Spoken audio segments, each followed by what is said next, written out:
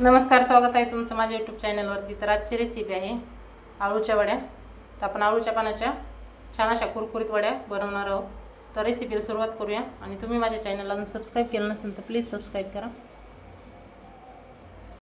सर्वात आधी आळूचे पाने घ्यायचे आपल्याला आणि ते आता स्वच्छ धुवून घ्यायचे। त्याच्यावर काही घाण असेल तर ते निघून जाते। तर एकदम असे स्वच्छ धुवून घ्यायचे।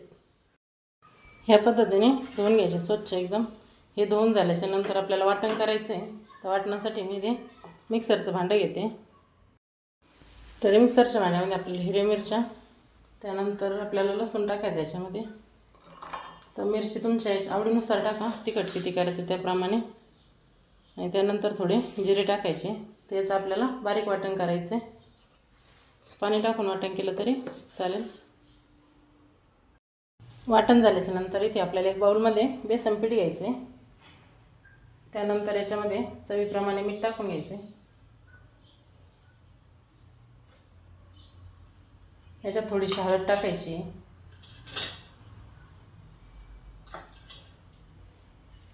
थोडी कोथिंबीर टाकणार आहे मी याच्यामध्ये। आणि याच्यामध्ये आपल्याला जर आळूच्या वड्या जर कडक बनवायच्या असतील ना थोड्याशा, त्याच्यामध्ये मी तांदळाचं पीठ टाकते। नाही टाकलं तरी चालेल, पण कडकपणा येण्यासाठी इथे तांदळाचं पीठ टाकायचं आहे थोडंसं। मी इथे 1.5 चम्मच तांदळाचं पीठ टाकलं आहे। आता हे आपल्याला मिक्स करून घ्यायचं आहे। तर आपण जे वाटण केलं होतं ना त्याच्यामध्ये टाकायचं आहे। तर पाणी लागेल तसंच आपल्याला याच्यामध्ये टाकायचं आहे। तर हाताच्या साहाय्याने मी इथे मिक्स करणार आहे। जास्त पातळ पण नाही करायचं आहे आपल्याला आणि जास्त घट्ट पण नाही, मीडियममध्ये आपल्याला हे पीठ कालवून घ्यायचं आहे। हे पाय ह्या पद्धतीने पीठ मिक्स झालं पाहिजे। असं घट्टसर, थोडंसं जास्त घट्ट नको, मीडियममध्ये असं मिक्स करून घ्यायचं आहे। त्यानंतर आपल्याला हे पानांना लावून घ्यायचं आहे। त्यानंतर मी ते एक परत घेतली आहे। परातीमध्ये आपल्याला आता हे पानं असे टाकून घ्यायचे याप्रमाणे। याच्यावरती आता बेसन पीठ लावून घ्यायचं। एकदम सारखं असं बेसन पीठ लावायचं पूर्ण पानांना।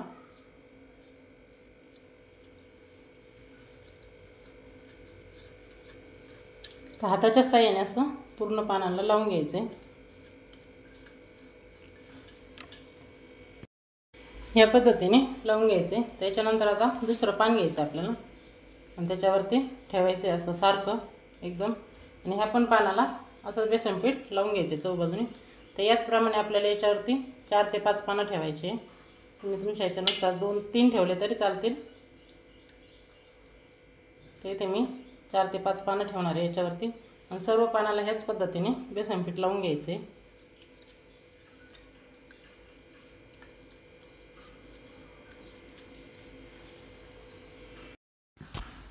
तर ह्या पद्धतीने लावून घ्यायचे। त्यानंतर आपल्याला याचे असे गोल राऊंडमध्ये हे करायचं आहे।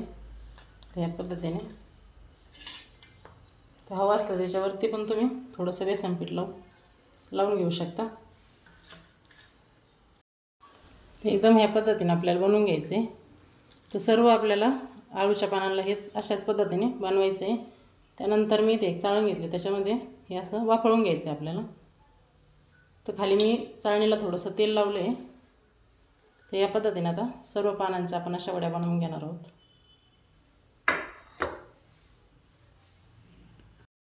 ह्या पद्धतीने सर्व पानांना असं बेसन पीठ आपल्याला लावून घ्यायचं आहे।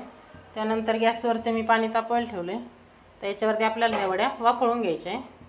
तर कमी गॅसवरती झाकण ठेवून वाफळून घ्यायचे आहे।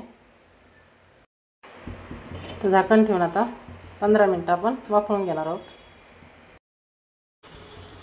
तर इथे आपली एक साईड आहे ना आता वाफळून झाली। तर आपल्याला हे वडे ना आता पलटी करून घ्यायचे,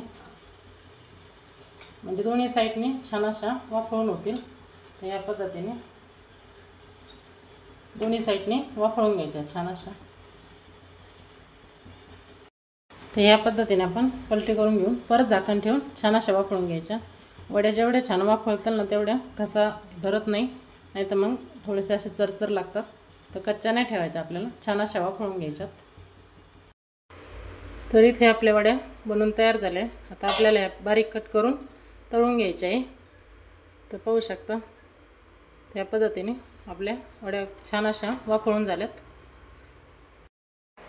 त्यानंतर इथे ना तेल तापायला ठेवायचे। तेल तापेपर्यंत आपण वड्या कट करून घेऊया। ते एका प्लेटमध्ये ज्या वड्या वाफळून घेतल्या त्या काढून घ्यायच्या आणि चाकूच्या साहाय्याने कट करून घ्यायचे आपल्याला। तर गरम आहे तेव्हाच कट करायच्या म्हणजे तुकडे होत नाही त्याचे।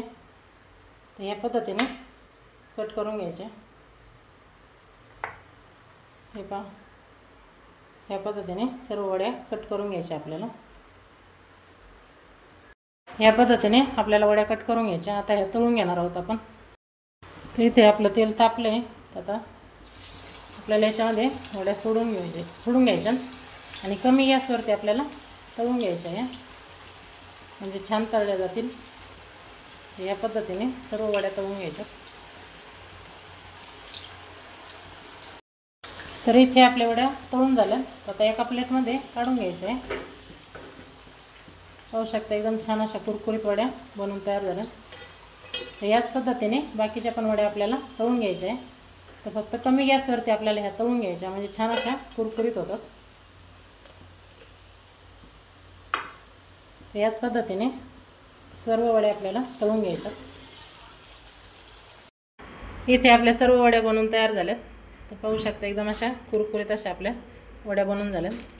तर ह्या पद्धतीने नक्की करून पहा, खूप छान लागतात। रेसिपी आवडल्यास नक्की लाईक करा, कमेंट करा आणि शेअर करा।